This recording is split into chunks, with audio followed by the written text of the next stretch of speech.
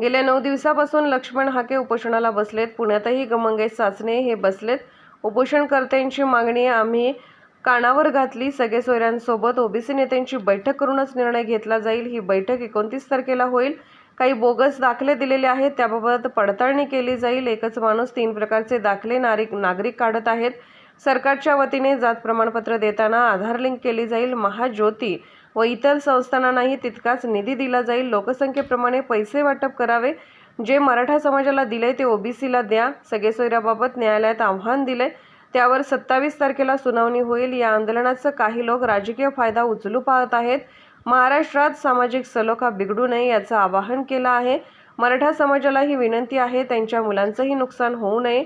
किती नोंदी सापडल्या आहेत ते एकदा समोर येऊ द्या। मराठा समाजाला दिलेल्या आरक्षणाबाबत कुणाचाही विरोध नाही। मंत्री स्वतः जाणार आहेत। बैठकही लावलेली आहे। सविस्तर चर्चा हाकेशी होईल। बघा, गेल्या 9 दिवसापासून प्राध्यापक लक्ष्मण हाके आणि नवनाथ वाघमारे हे वडीगोद्री जालना जिल्हा येथे उपोषणाला बसलेले आहेत की ओबीसीच्या आरक्षणाला धक्का लागू नये। सगळे सोयरेच्या बाबतीमध्ये सरकारची भूमिका काय आहे। आणि पुण्यामध्ये ॲडव्होकेट मंगेश साचने हेही उपोषणाला गेल्या 6 दिवसापासून बसलेले आहेत।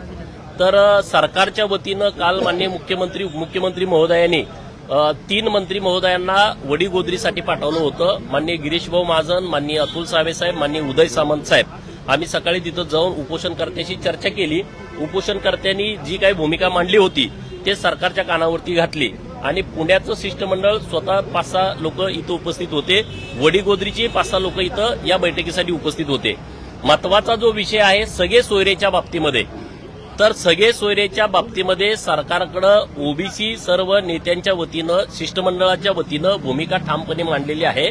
सरकारच्या वतीनं सर्व पक्षीय बैठक घेऊन सविस्तर चर्चा झाल्याशिवाय याच्यावरती निर्णय होणार नाही हे स्पष्टपणे सांगितलंय आणि त्या चर्चेमध्ये उपोषणकर्ते सुद्धा उपस्थित असतील। ही बैठक शक्यतो 29 तारखेला होईल असं सरकारच्या वतीनं सांगितलेलं आहे। नंबर 1। नंबर 2, जे दाखले 9 महिन्यामध्ये दिलेले आहेत कुणबी दाखले, मग त्यामध्ये काही खाडाखोड करून बोगस दाखले सुद्धा दिलेले आहेत, ती बाब सरकारच्या निदर्शनास आणून दिली तर सरकारच्या वतीनं ह्या सगळ्या दाखल्यांची पडताळणी करण्याचा शब्द आता बैठकीमध्ये माननीय मुख्यमंत्री उपमुख्यमंत्री महोदय यांनी या बैठकीमध्ये दिलेला आहे। तिसरा जो महत्वाचा विषय होता की 3 प्रकारचे दाखले लोक काढतायत, एसईबीसीचा, ईडब्ल्यूएसचा आणि कुणबी म्हणजे ओबीसीचा। एकच माणूस 3 दाखले काढतोय। जी जाहिरात येईल ज्याच्यामध्ये मोठी संख्या असेल तर तो दाखला तिथं वापरला जातोय। ही बाब सरकारच्या निदर्शनास आणून दिली तर सरकारच्या वतीनं असं आदेश देण्यात आलेले आहेत की इथून पुढं जात प्रमाणपत्र आणि जात पडताळणी देताना त्याला आधार कार्ड लिंक केलं जाईल, म्हणजे दुबार तिबार असं कुठलंही खोटं जात प्रमाणपत्र दिलं जाणार नाही। हा एक चांगला विषय सरकारच्या वतीने घेतला। ओबीसीच्या बाबतीमध्ये महामंडळाला निधी असेल, महाज्योतीला निधी असेल तर त्याचं प्रमाण फार कमी आहे। एससी, एसटी, ओबीसी आणि मराठा समाज, बार्टी, टीआरटीआय, महाज्योती आणि सारथी यांना 300 कोटी तुम्ही देताय। आम्ही निदर्शनास बाब आणून दिली की आदिवासी जमातीची संख्या 7% आहे, 12% एससीची संख्या आहे, त्यांना तुम्ही 300 देता।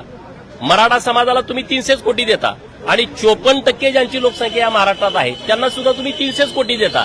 तर लोकसंख्येच्या प्रमाणामध्ये मग ते या संस्थांना असेल, बार्टी, टीआरटीआय, महाज्योती आणि सारथी किंवा महामंडळ असेल तर या महामंडळाला निधी तुम्ही लोकसंख्येच्या प्रमाणात दिला पाहिजे, म्हणजे महाज्योतीला मोठ्या प्रमाणात निधी दिला पाहिजे।